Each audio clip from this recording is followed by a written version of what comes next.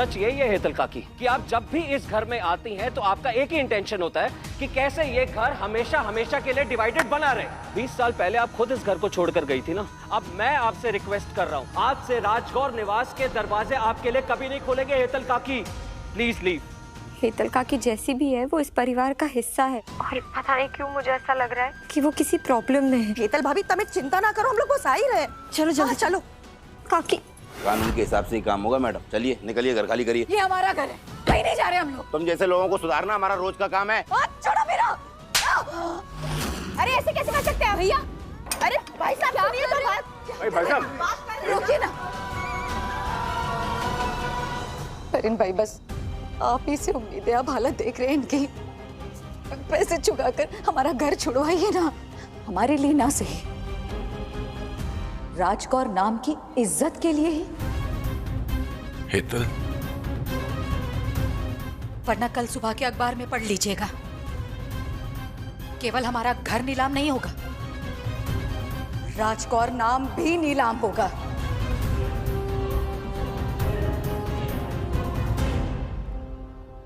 क्या हुआ?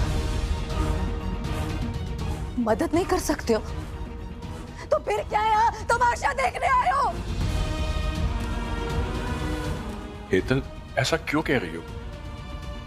हेतल संभालो अपने आप को, हम सब हैं ना तेरे साथ। सब आप सब अगर साथ होते ना तो आज यहाँ ये सब नहीं हो रहा होता। मैं कुछ करता हूँ। हाँ?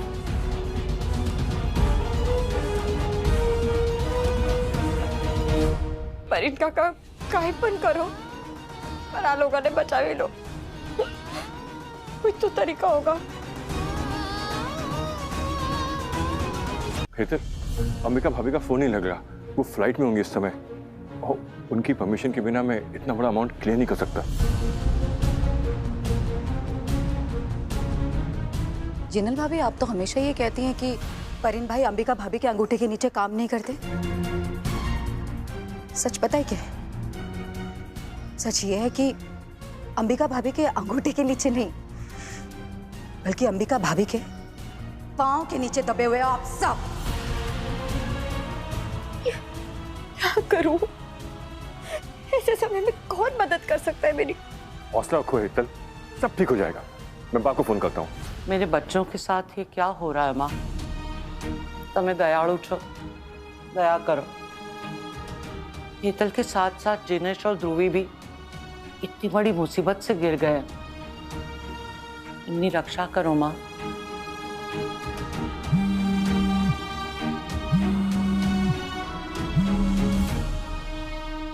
हाँ परिन,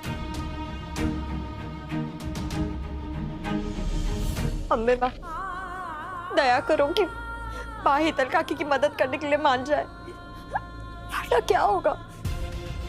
बा का कहना है इस बारे में जो भी निर्णय लेना है अंबिका भाभी लेंगी।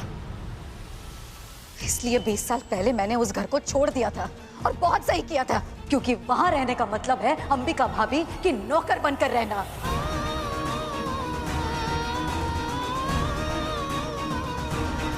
लोन मैंने लिया है, मुझे जेल में डालिए, मेरे परिवार के सर से छत क्यों छीनना चाहते?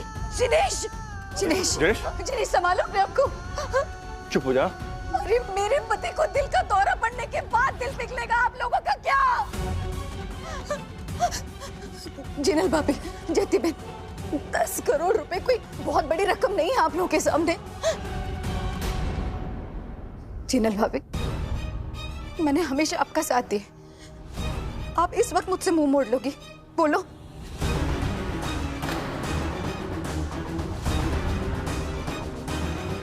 जयती बहन, आप तो इनकी हालत देख ही रहे हो, कहीं सदमा लगा और मुझे छोड़कर। नहीं भाभी, कुछ नहीं होगा। जयती बहन, अपनी राखी की रक्षा के लिए अपने भाई को बचा लो, अपने भाई को बचा लो। हेतल, हेतल भाभी। मैं हमारे बिजनेस एसोसिएट्स को फोन करता हूँ। हाँ, हाँ। हेतल भाभी, आप बिल्कुल फिक्र मत कीजिए। हाँ, अब मैं भी कोशिश करती हूँ, ठीक है? एक बार और सूरज को ट्राई करती हूँ।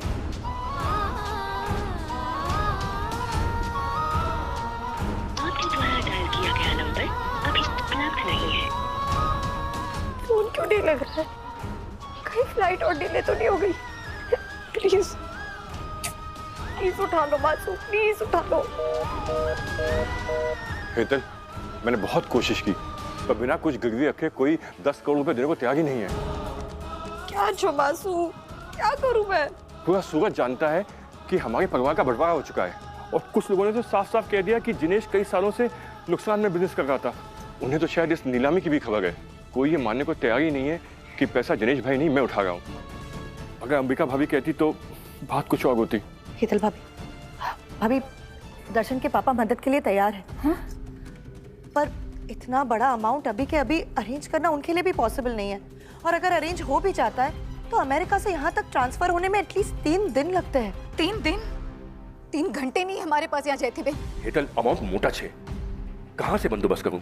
कोशिश कर रहा हूँ, पर कुछ दिनों के लिए मैं तुम सबको किसी अच्छे 5 स्टार होटल में रुकवा सकता हूँ। वाह, कितनी आसानी से कह दिया ना आपने कि आप 5 स्टार होटल में रुकवाओगे, और ये कहकर आप बड़े भी बन गए, नहीं? परिन भाई, मैं तो हुई ही बुरी और मानती भी हूं, लेकिन अपना रोना ना कभी किसी के आगे नहीं गाया मैंने। कभी किसी को ये नहीं जताया कि ये मेरी ध्रुवी, इसकी फीस तक नहीं भर सकते हम लोग, इसकी पढ़ाई आगे चलेगी या नहीं चलेगी ये भी नहीं जानते, और यहाँ तक कि इनकी दवाइयों तक के पैसे नहीं है हमारे पास। लेकिन अब मैं समझ गई कि आप लोग यहाँ सिर्फ और सिर्फ तमाशा देखने आए हैं। हमारी इज्जत के इस चीरहरण को रोकने के लिए यहाँ ऐसा कोई कृष्ण नहीं है, क्योंकि यहाँ कोई द्रौपदी भी नहीं है। हेतल,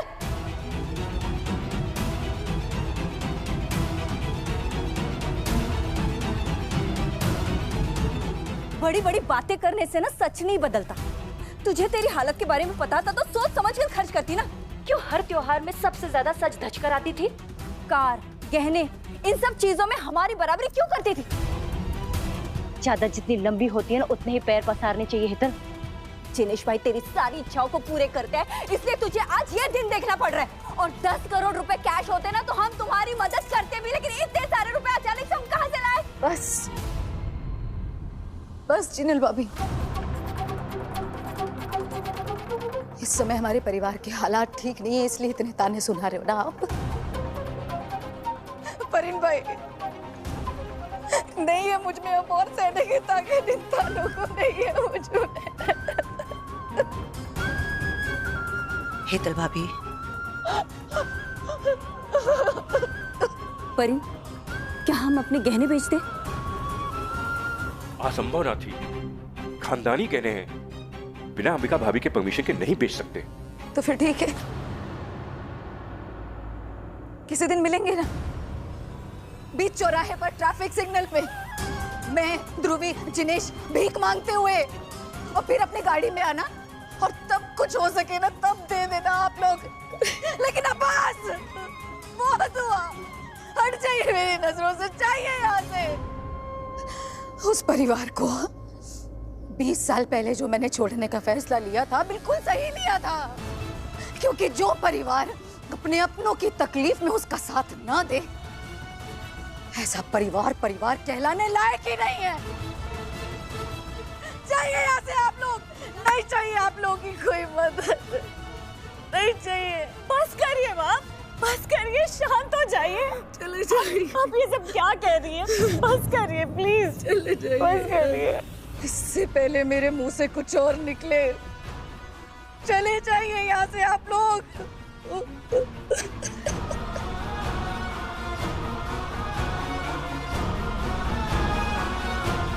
चलो।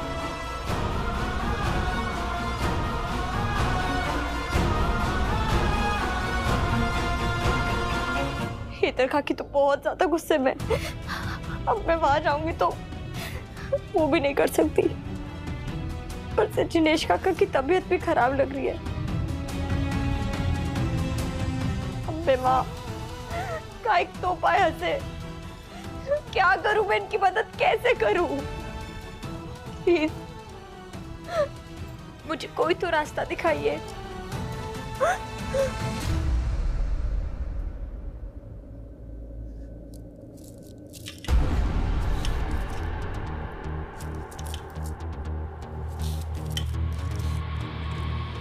और बोल। काकी, मुझे लिट्टी चोखा खाना है। मुझे क्या पता था कबीर कि घर का सारा काम हमें खुद करना पड़ेगा। यार वैसे कबीर, कई दिनों से तेरे असली आंसू निकालने वाले का कोई फोन नहीं आया। क्वीन का? हाँ यार मच्छन, उसकी याद मत दिला भाई। इतने दिनों से मोहलत के नाम पर उसे टाले जा रहे हैं हम। यार मच्छन, यार कभी कभार हमें ऐसा लगता है हम कैसे दोस्त हैं। मतलब अपने ही दोस्त को किडनैप करने का ठेका ले लिया हमने।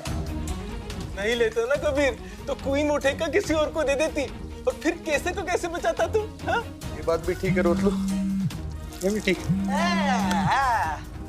वैसे अगर क्वीन इसे फोन कर भी रही होगी तो इसे तो पता ही नहीं चलेगा ना, क्योंकि आजकल इसकी रूट की सभी लाइनें व्यस्त जो हैं। मैं ना एक दिन क्या तो खुद को काट लूंगा, तुम्हें काट दूंगा।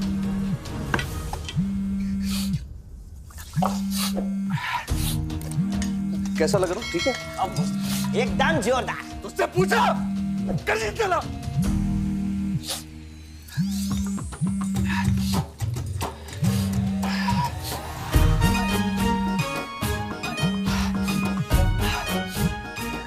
हेलो केसर। क्या हुआ केसर?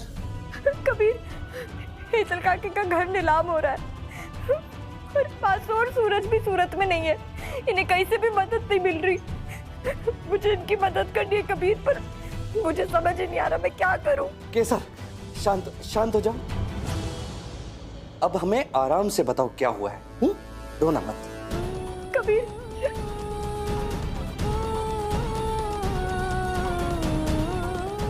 रुको रुको रुको रुको रुको। वो है ना, हमारी बात ध्यान से सुनो तुम। अभी तुम बहुत ज्यादा इमोशनल हो। हाँ तो तुम सबसे पहले वहां से हटो और कहीं दूर आ जाओ। हाँ केसर, हम तुम्हें अच्छी तरह से जानते हैं। तुम मदद के चक्कर में इतना कुछ कर दोगी ना कि बाद में तकलीफ तुम्हें ही झेलनी पड़ेगी। कबीर, किसी ना किसी को तो मदद करनी पड़ेगी ना। तुम्हें अंदाजा भी नहीं है कि इस वक्त हेतल काकी, जिनेश काका और ध्रुवी कितना परेशान है। अरे और अंदाजा तुम्हें भी नहीं है केसर।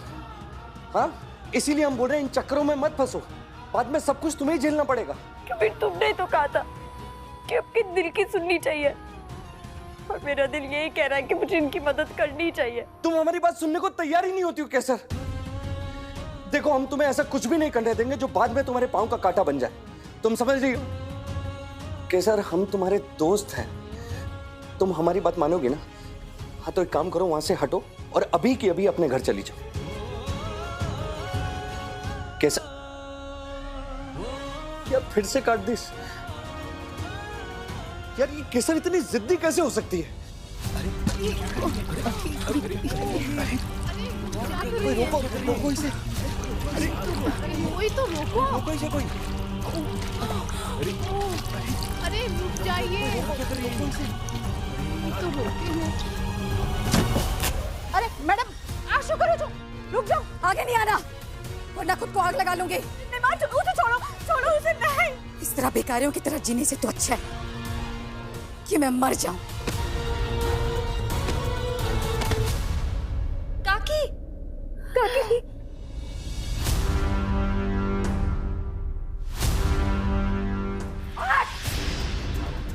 हिम्मत कैसे की तूने यहाँ आने की? हाँ? क्यों आई है यहाँ? तमाशा देखने आई है? हाँ? देखेगी या वीडियो भी बनाएगी ताकि बाद में जाकर अपनी मासूम के साथ अपनी जीत की खुशियां मना सके ना? अनाथ करेंगे। काकी, आप गलत समझ रही है। अगर मासू यहाँ होती तो वो भी आपकी मदद जरूर करती। अरे बंद कर अपने मासू के गीत गाना। जब देखो तब मासू मासू मासू। अगर तू नहीं आई होती ना उनकी जिंदगी में तो बहुत अच्छा होता केसर। ना वो संकल्प लेती, ना मैं सबकी नजर में बुरी बनती, ना मेरा भतीजा सूरज मेरे लिए उस घर के दरवाजे बंद करता, और ना ही आज जो मेरे साथ हो रहा है ये सब कुछ होता। मेरी इस हालत की जिम्मेदार सिर्फ और सिर्फ तू है केसर, सिर्फ तू है। चली जा यहाँ से। काकी, वो जानू छू के आप पर क्या बीत रही है, पर मैं आपसे विनती करती हूँ इस वक्त मुझ पे गुस्सा मत कीजिए। मैं आपकी मदद करने आई हूँ, जैसे भी हो सके प्लीज काकी। मुझे नहीं चाहिए तेरी मदद, जा यहाँ से।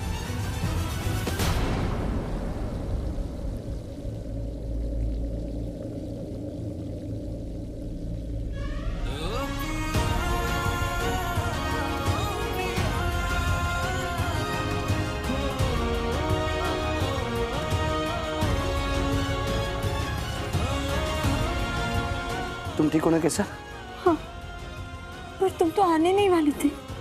हम बुढ़ापे की तरह हैं केसर, एक बार आ जाते हैं ना फिर आते ही जाते हैं। और आप में इंसानियत का एक कतरा भी नहीं है। कबीर, आपने केसर को धक्का दिया और पीट कर ली, एक बार देखा भी नहीं कि वहाँ कितना बड़ा खतरा है। जिसका आज बर्बादी की आग में जल रहा हो उसे आगे पीछे कुछ नजर नहीं आता। और तू अकेला क्यों आ गया? पूरे शहर को ले आ और मेरे जले पिंडों में चिड़ा खुशी मिलेगी तुझे।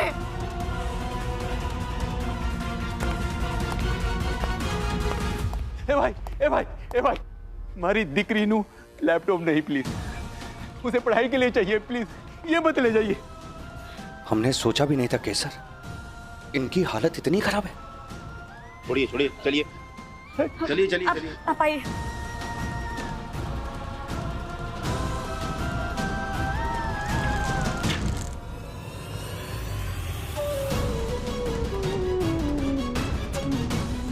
ध्रुवी की साइकिल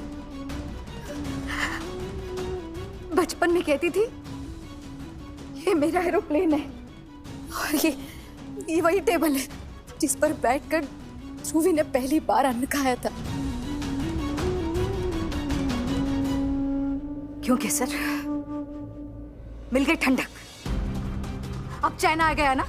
हाँ, आ गया होगा तुझे और तेरी मासू को भी आ जाएगा। जा अपने माइक के ससुराल जा, मासू के पास जा अपने, और जाकर मेरी बर्बादी का जश्न और अपनी जीत की खुशियां मना। जा यहाँ से। काकी, बस केसर, तेरी शक्ल नहीं देखनी मुझे, दूर हो जा मेरी नजरों से, चले जा यहाँ से। केसर तुम चलो, तुम चलो, हम बोले चलो। कबीर, मैं हेतल काकी की मदद करना चाहती हूँ, पर वो तो उस वक्त मेरी शक्ल भी नहीं देखना चाहती है, तो तुम्हें मेरी मदद करनी होगी। हम क्या कर सकते हैं केसर? मासू ने ना मुझे बचपन से ही सेविंग सिखाई है, तो अपनी सैलरी से मैंने अभी तक 50 लाख रुपए बचा लिए होंगे।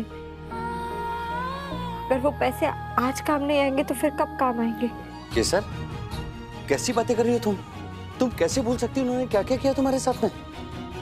और पहले की बात छोड़ो, अभी 5 मिनट पहले इन्होंने तुम्हें खोलते हुए तेल के ऊपर धक्का दे दिया था। उनकी पूरी दुनिया उजड़ गई है कबीर। इस समय मैं उनसे नाराज कैसे रह सकती हूँ? और वो मेरी काकी है, इस रिश्ते का भी तो फर्ज निभाना है ना मुझे। अच्छा ठीक है, पर तुम्हारे पास पैसा इतना 50 लाख, इनके ऊपर कर्जा है इतना 10 करोड़ रुपए, क्या करोगी तुम? इतने पैसे शायद घर और दुकान के लिए तो काफी नहीं है, पर कम से कम इनकी यादों को तो बचा सकती हूँ ना मैं। मतलब? इन सामानों में कुछ चीजें ऐसी भी है जिनसे काका काकी की यादें जुड़ी हुई है। मैं उन चीजों को खरीदना चाहती हूँ कबीर, पर उनका मन दुखाए बिना। क्या सोच रही थी?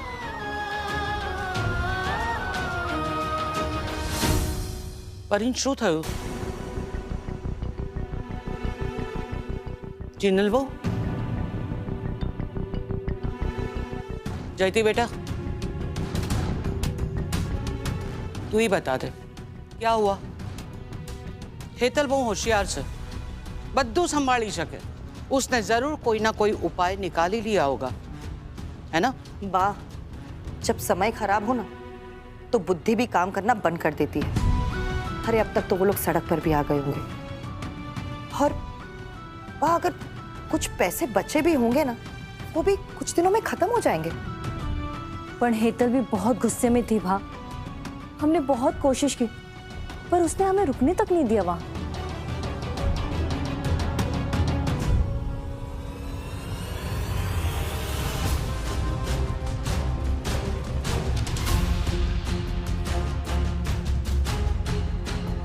आपने फोन क्यों बंद कर दिया? वाह, अगर जिनेश ने मुझे फोन किया तो कहीं ऐसा ना हो कि मैं अपनी ममता के आगे हार जाऊं। जिनेश मैंने माफ कर दे, पर तूने अपनी किस्मत का निर्णय उसी दिन ले लिया था जब हेतल के बहकावे में आकर घर छोड़कर चला गया था, और अब मैं तेरी मदद नहीं कर सकती।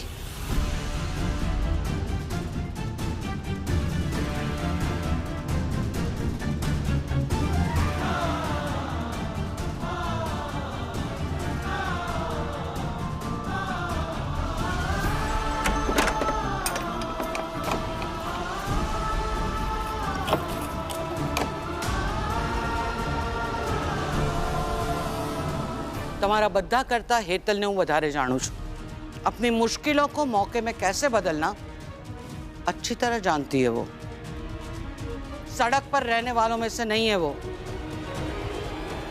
वो सीधा यहाँ आएगी और हमारे घर को नरक बना देगी। पर मैं ऐसा होने नहीं दूंगी।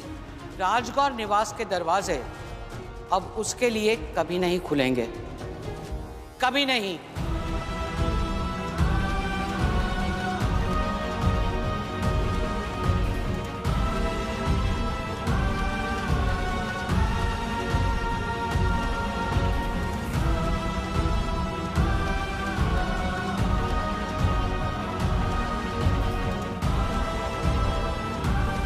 घर दुकान अनेकारनी बोली लागी गई छे।